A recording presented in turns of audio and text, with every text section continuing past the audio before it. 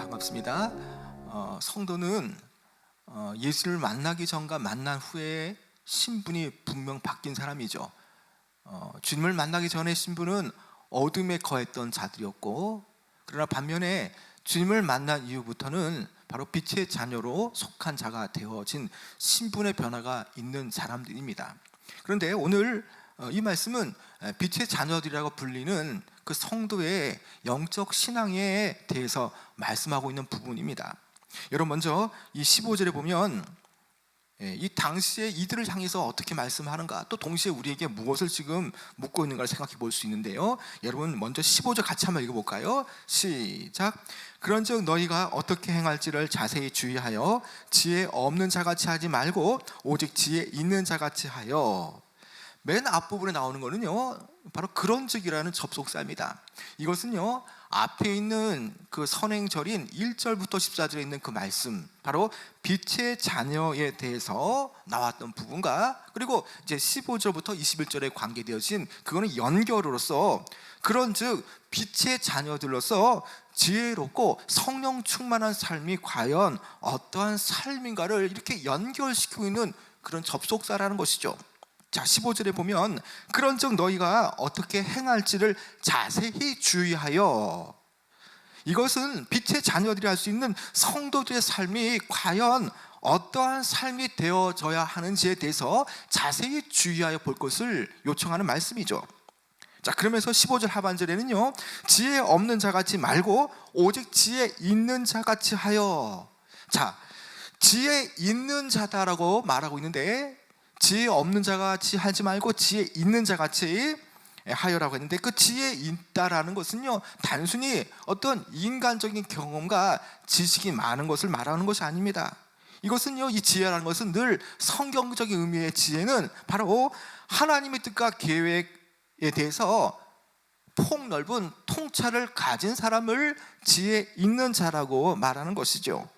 이런 사람들은요, 자신의 삶에 있어서 하나님의 그 부르심에 대해서 늘 생각합니다. 또 주의 뜻에 합당하게 살려고 노력하는 사람들이라는 것이죠.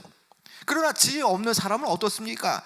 하나님의 계획과 구원에 대한 통찰이 전혀 없는 사람입니다. 가장 고상한 가치인 하나님에 대한 지식에 대해서 알려고 하지 않는 것이죠. 그러니 목표가 없습니다. 목표가 있다고 말하지만 그 목표는 인간적인 목표일 뿐이죠. 그렇게 그들은 스스로 지혜 있다고 말하지만 오히려 그것은 영적인 삶의 진지한 자세를 가지지 못한 결여되어진 사람이라고 볼 수가 있는 것이죠. 성경의 말씀에서 지혜롭다라는 말은 과연 무엇을 말하겠습니까? 늘 성경의 말씀에서는 지혜롭다라는 말씀은 바로 하나님의 뜻대로 살아간다라는 말과 동일어라는 것이죠. 어떤 사람이 하나님의 뜻대로 살아간다면, 하나님의 뜻을 분별한다면 그 사람은 분명히 영적으로는 지혜로운 사람이 되어질 겁니다.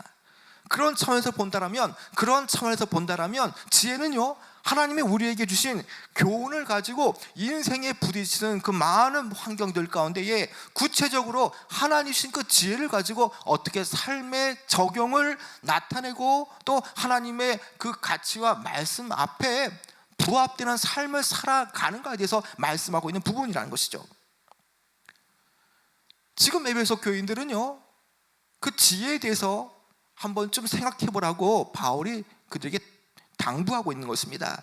자신 스스로가 빛의 자녀로 합당한 삶을 살고 있는지, 자신의 삶이 과연 하나님의 뜻과 하나님의 그 말씀 앞에 자신의 삶의 양식이 주님께서 요구하시는 것과 일치하는 삶을 살고 있는지에 대해서 깊이 성찰하라는 것이죠.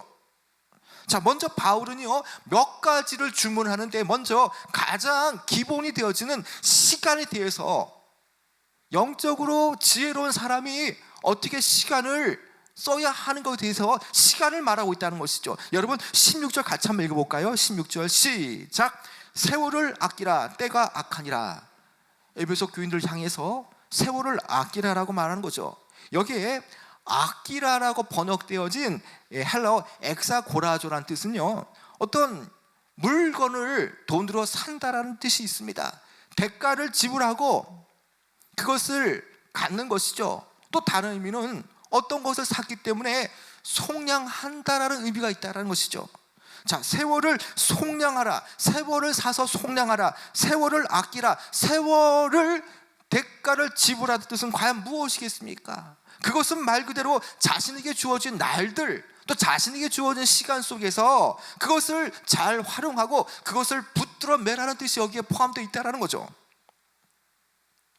물론 각자의 삶은 다 다릅니다. 하나님께서 각자에게 주신 그 컬링, 그 부르심은 분명히 다르죠. 그러나 공통적인 것은 누구나 똑같이 24시간의 시간을 주어졌고 1년 365년 그 시간을 우리가 부여받았을 때에 그 시간을 가지고 어떻게 하나님의 목적에 부합되게 사는가가 너무나 중요하다는 것이죠. 자, 그런데 분명하게 말하는 것은 세월을 아껴야 될 이유에 대해서 어떻게 말하고 있습니까? 세월이 악하기 때문이라고 말하죠. 세월이 빨리 가거나 세월이 삽시간에 지나치기 때문에 세월을 아끼라고 말하지 않습니다. 과거의 때보다 지금 현재의 때가 세월이 악하기 때문에 세월을 아끼라는 것이죠. 여러분들이 2000년 초반에 월드컵이 한창일 때의 그 시대와 오늘 우리가 2020년들을 우리가 살아가는 이 시대를 한번 여러분 비교해 보시기 바랍니다. 20년의 시간은 길다면 길 수 있고요, 짧으면 짧다라고 볼 수가 있는데, 여러분 그때와 지금을 비교해 보면 과연 이 시대는 어떻게 지금 변화되어지고 있습니까?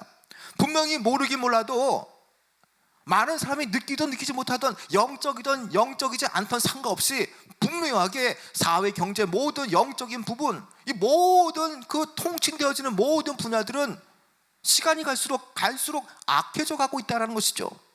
여러분, 이 말은 바꿔 말하면요, 그만큼 예전보다는 신앙인들이 신앙생활을 하기가 어렵다는 말이 되어지죠.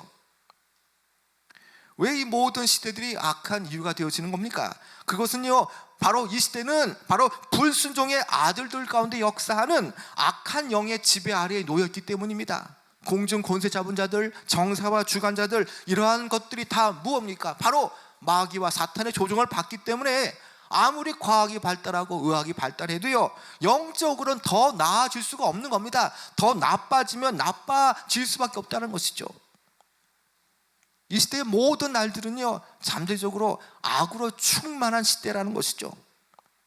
현재 이 악한 시대는요, 예수님께서 다시 오실 때에 하나님의 권위와 통치에 대항한 그 모든 영적 반역에 대해서 진압할 시대까지는 계속적으로 이러한 악한 현상들은 나타나기 때문입니다.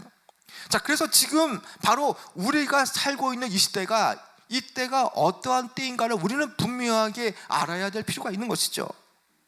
이 악한 세대를 바라볼 때에 그냥 흘러갈 것이 아니라 모든 상황 속에서 될 수만 있다면 나를 통해서 하나님께서 나를 향한 그 부르심에 우리는 적극적으로 반응하며 또 그 시간과 기회를 이용하여서 우리는 악을 대항하고 하나님의 선을 우리는 나타내야 하는 것이죠.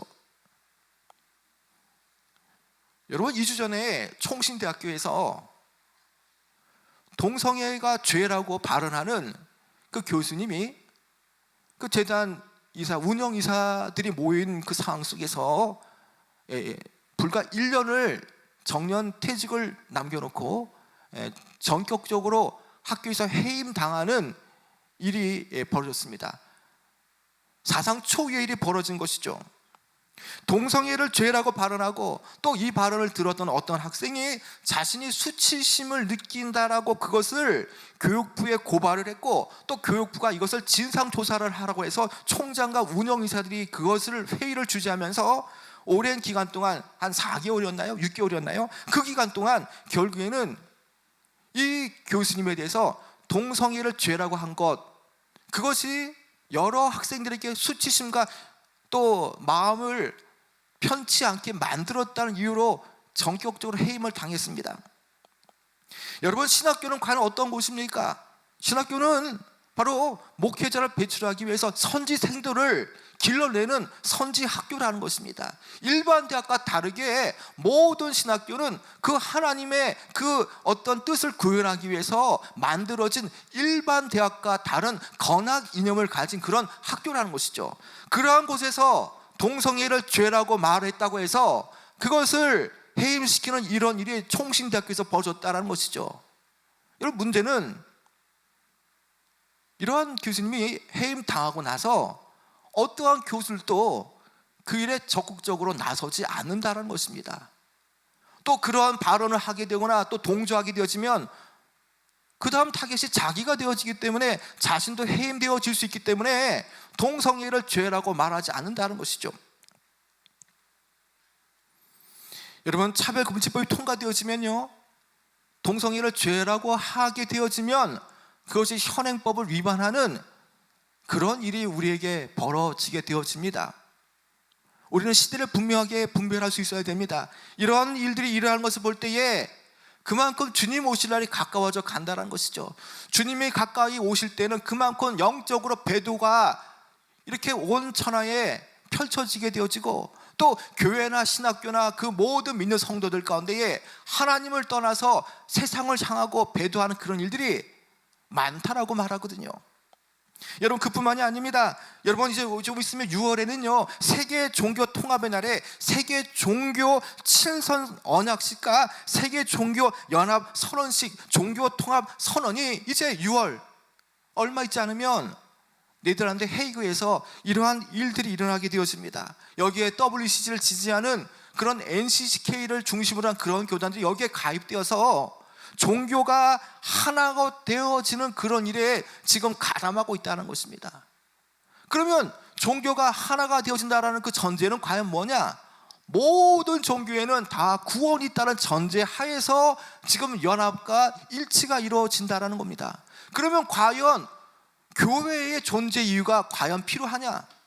여기에도 구원이 있고 저기에도 구원이 있다고 말한다면 과연 교회의 존속 이유가 없다라는 것이죠. 여러분, 이러한 일들이 지금 우리나라의 60% 이상의 교단들이 여기에 가입되어서 지금 이런 일을 추진하고 있다는 것입니다. 여러분뿐만 아닙니다. 또 여러분, 우리가요 이런 바이러스가 창궐하면서 대형 교회를 중심으로 해서 하는 일은 뭡니까? 이제 QR코드를 만들어서 교인들마다 이렇게 그것을 바로 식별해서 그 사람 또 다른 교인인지 아닌지 또 그 사람 상태를 다 식별하는 그런 QR코드를 도입한다고 말합니다. 여러분, 이거는요 이제 앞으로 더 영적으로 혼란해질 때에 이제 짐승의 표를 받는 그 전 단계로 가는 과정인데, 이것을 영적으로 바라보지 않고 무분별하게 이것을 수용하면 이것은 큰 문제가 되어진다는 것이죠. 그만큼 이 시대가 악해져 가고 있고요, 우리가 이러한 배도를 볼 때마다 우리는 이러한 일이 왜 일어나는가를 분명히 알아야 한다는 것입니다. 주님께서 가까이 오시기 때문에 이러한 배도의 때가 되어졌고, 하나님의 그 섭리 가운데 이것을 지금 허용 작정할 이것을 내놓게 되어진다는 것이죠. 지금 바로 이때는요 영적으로 깨어서 기도할 때이며, 지금 이때는 바로 주님 오실 날이 가까워지기 때문에 양과 염소가 나누어지고요, 또 거짓의 영과 속임의 영이 기세를 떨치고 있는 때이기 때문에 무엇보다 영을 분별하며 사람의 말을 듣지 않고 오직 하나님의 말씀만을 듣고 나가야 할 때라는 것입니다. 그래서 우리는요 선으로 악을 이기며 주님과 깊은 교제로 들어가야 해야 할 때라는 것이죠. 그렇기 때문에 무엇보다 오늘 이 시대는요 세월을 아끼라는 말이 우리에게 너무나 적실하게 다가오는 것이죠. 이러한 때에 지금은 오늘 우리의 모습은 과연 어떻습니까?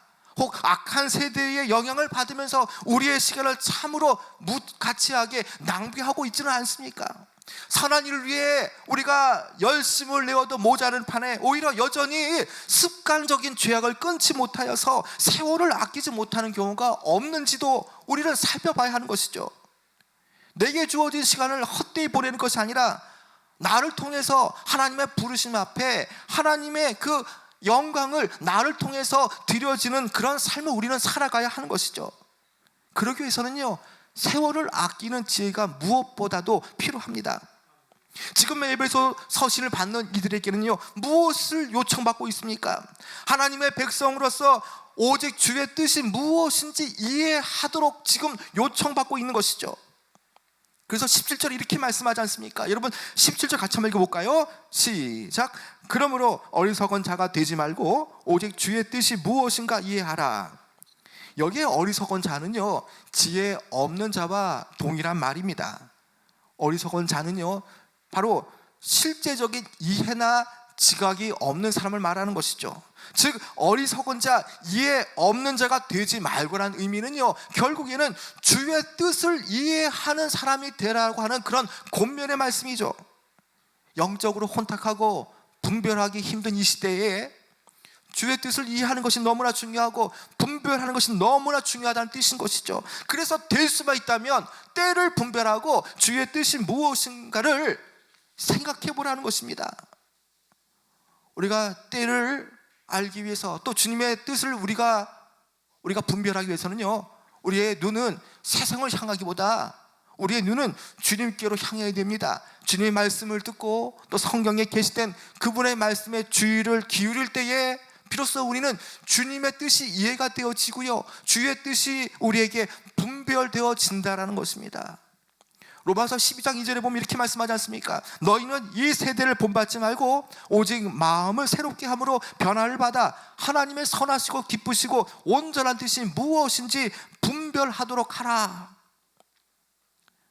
주님은요, 이 세대를 본받지 말라라고 말씀합니다. 그리고 오직 마음을 새롭게 함으로 변화를 받아서 하나님의 선하시고 기뻐하시고 온전한 뜻이 무엇인가를 분별하도록 힘쓰라라고 말합니다.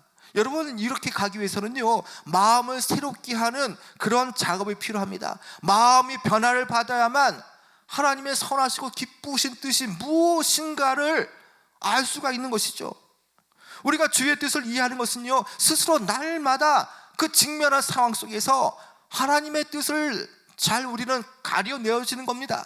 모든 삶의 결정 가운데에 내 경험과 내 생각이 아니라 하나님의 뜻을 택하는 것이 너무나 중요하다는 것이죠. 우리의 눈은요, 주께 고정하고 우리의 생각은, 우리의 방향은 하나님이 원하시는 쪽으로 우리는 가야 하는 것입니다. 모든 만사를 대할 때에 자신의 뜻과 자신의 경험에 초점을 맞추는 것이 아니라 하나님의 뜻에 반응을 보이는 것이죠. 그래서 무엇보다 주님이 기준이 되어져야 되고요, 하나님의 말씀이 바로 우리의 분별하는 바로 중고의 틀이 되어져야 한다는 것입니다. 그러나 어리석은 자들은요, 지혜 없는, 영적으로 지혜 없는 사람들은요, 주의 뜻을 발견하지 못하기 때문에, 주의 뜻을 이해하지 못하기 때문에 여전히 육신의 욕심에 따라서, 육체의 욕심을 따라서 육체와 마음이 바라는 대로 그냥 흘러가고 그런 삶을 추구하고 만다는 것이죠. 그래서 에베소서 2장 3절에 보면 그때에 너희는 그 가운데서 행하여 이 세상 풍조를 따르고 공중의 권세 잡은 자를 따랐으니 곧 지금 불순종의 아들들 가운데에 역사하는 영이라. 빛된 자녀들이 어떻게 불순종의 사람이 될 수가 있겠습니까? 세상과 똑같은 사람이 될 수가 있겠습니까? 예수님께서 십자가의 죽으심을 통해서 우리를 어둠 속에서 빛의 자녀로 우리를 신분의 변화를 있게 했는데, 어떻게 우리가 진리를 버리고 마치 돼지가 더러운 곳에 들어눕는 것처럼 다시금 과거의 옛사람으로 돌아갈 수가 있겠습니까? 우리는 어떠한 경우에도 하나님의 뜻을 분별해야 됩니다. 하나님의 뜻을 분별하지 못하면 우리는 육체의 욕심으로 그냥 흘러가고 만다라는 겁니다. 육신에 그의 생각이 갇혀 있다면 그 육신에 그가 압도되어서 그의 눈은요, 그의 육체의 눈 때문에 그의 눈이 가리워지고 어두워져서 결국에는 주님의 뜻을 잊어버리고요, 결국 어리석은 행동밖에 나타날 수가 없는 것이죠. 그렇기 때문에 지속적으로 우리는요, 주의 뜻이 무엇인가를 생각하며 우리는 주의 뜻을 우리는 찾으러 나가야 하는 것이죠. 그 다음에 명령은요, 바로 영적으로 지혜 있는 사람들의 그 다음에 해야 할 일은요, 성령의 충만함을 받으라는 겁니다. 18절 같이 한번 읽어볼까요? 시작. 술 취하지 말라. 이는 방탕한 것이니 오직 성령으로 충만함을 받으라. 술 취함은요, 성경에서 말하는 이방인의 주요한 특징이죠. 사도 바울은 술 취함에 대해서요, 어둠에 속한 행위라고 이미 말한 바가 있습니다. 술 취하는 행위에 대해서 육체의 일들 가운데 하나로 간주하고 있다는 거죠. 유명한 영국의 의사 출신의 로이드 존스 목사님 말한 바가 뭡니까? 그분은요, 말씀을 전할 때 그 술에 대해서 이렇게 말씀했습니다. 술은 자제력, 이해력, 분별력, 판단력 등 사람답게 행동하게 하는 모든 좋은 요소를 마비시키고 반면에 본능적인 저급한 요소들을 부추긴다라고 말한 바 있습니다. 여러분 한번 생각해 볼까요? 사람에게 술이 들어가면 어떠한 일들이 일어나게 되겠습니까? 술이 일단 몸 속으로 들어가게 되어지면 일단 정신이 혼미하게 되어지고요, 판단력이 흐려지게 되어지고 뇌에 그 평형 감각을 주관하는 그 중추신경이 마비가 되어지는 겁니다. 멀쩡한 사람을 또 술을 마시면 판단과 이성이 흐려지니까 뭡니까? 뇌의 평형 감각을 담당하는 그 중추신경이 알코올로 인해서 마비되기 때문이라는 것이죠. 결국에는 술에 취한 결과는요, 방탕으로 이어지게 되어 있다는 것입니다. 그럼 방탕이 뭡니까? 방탕은요, 행동의 결과에 전혀 신경 쓰지 않는 무분별하고 무절제한 행동을 가리키는 것이죠. 이처럼 술에 취하면 무분별하고 무절제하고 방탕한 그런 삶의 모습이 나타나게 되어지는 겁니다. 이것은 마찬가지입니다. 구원받은 성도일지라도요, 한번 믿음을 가지다가 또 믿음에서 떨어지고 또 술에 취하게 되어지면요, 역시 자제력을 잃고 주의 뜻과 상관없는 그런 행동을 취하게 되어지는 것이죠. 그래서 빛의 자녀로서 어둠의 일들을 폭로해야 할 빛된 자녀들은요, 절대적으로 술에 취하면 안 된다는 것입니다. 자, 그런데 18절에 보면요, 아주 중요한 표현이 나와 있는 거죠. 자, 술 취함과 성령 충만함을 대비시키고 있죠.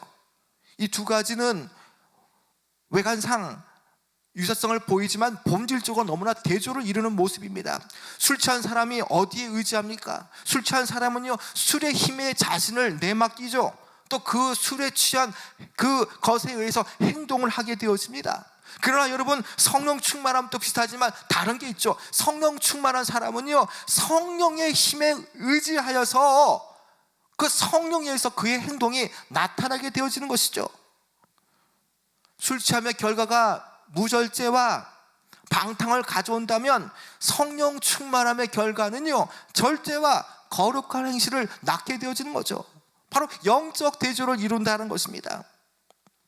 여러분, 그렇기 때문에 지혜로운 영적인 생활을 할 수 있는 사람은요, 성령 충만함을 받아야 합니다. 자, 성령 충만을 받으라는 말을 볼 때에 어떤 식으로 표현하고 있습니까? 여러분, 성령 충만함을 받으라는 말 앞에 오직이란 말이 여기에 붙어 있습니다. 오직. 성령 충만함을 받으면 좋겠는데, 성령 충만함을 받으면 좋을 텐데 라는 말이 아닙니다. 이거는요, 무조건 믿음의 사람이라면 오직 성령의 충만함을 받으라는 명령을 하는 것이죠. 하나님께서 신자들 향해서 명령하시는 바가 뭡니까? 성령 충만함을 오직 받으라는 것입니다. 왜 우리가 성령 충만함을 받아야 되는 겁니까? 내 능력으로는 죄를 이길 수가 없기 때문이죠.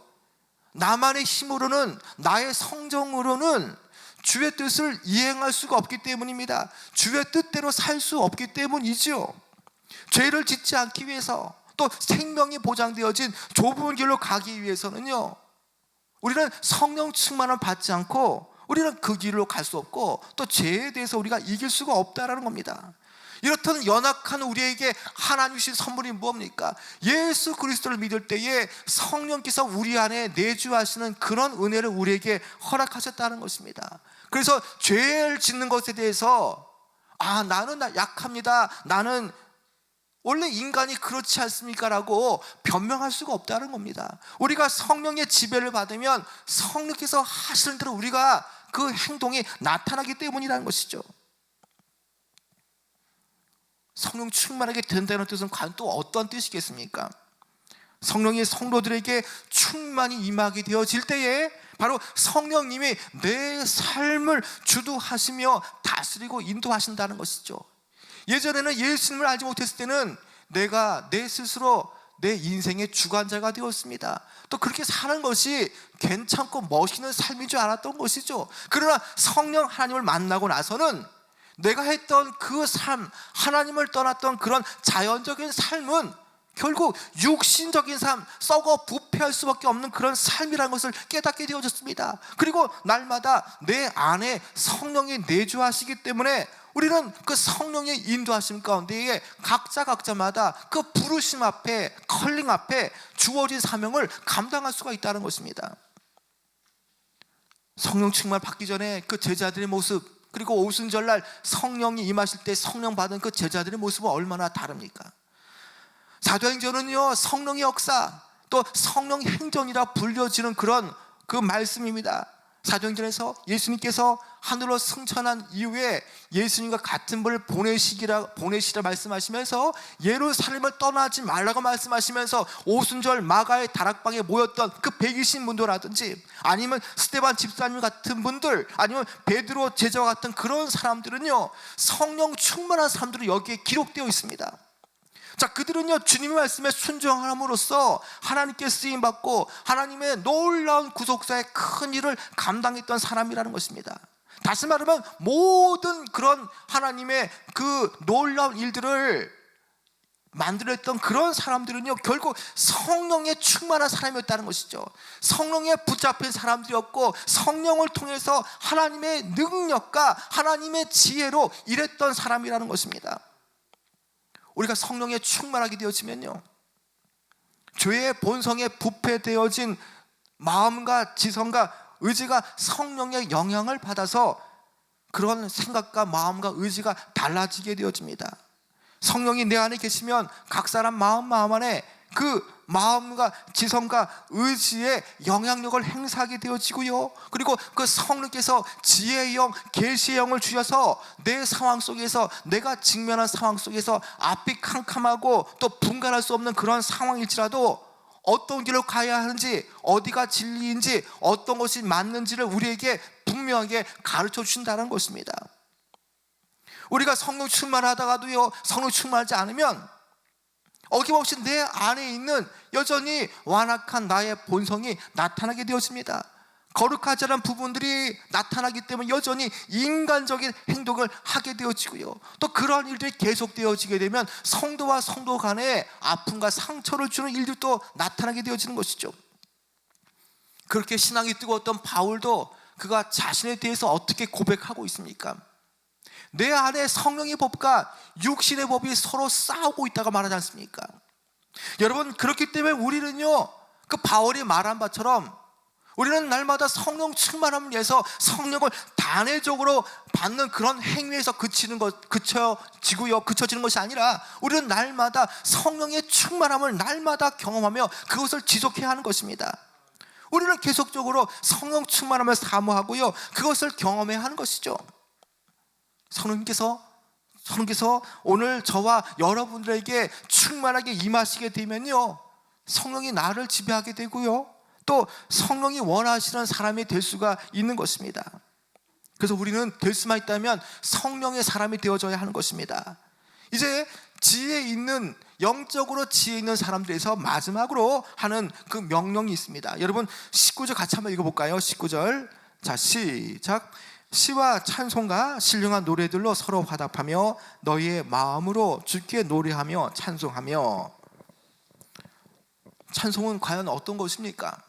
찬송은요, 하나님을 향한 성도들의 고백이고요, 그리고 찬송은요, 곡조 있는 기도입니다. 또한 이 찬양은요, 하나님에 대한 감사의 표현이 되어지는 것이죠. 바로 입술로 내뱉을 수 있는 것은 하나님에 대한 그 감사에 대해서 노래와 찬양으로 할 수가 있다는 것입니다.